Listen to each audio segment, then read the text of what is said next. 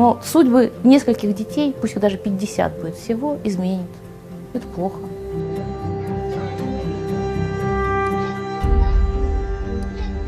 Детям надо давать шанс, то есть все должны, в конечном счете, чтобы у всех были родители.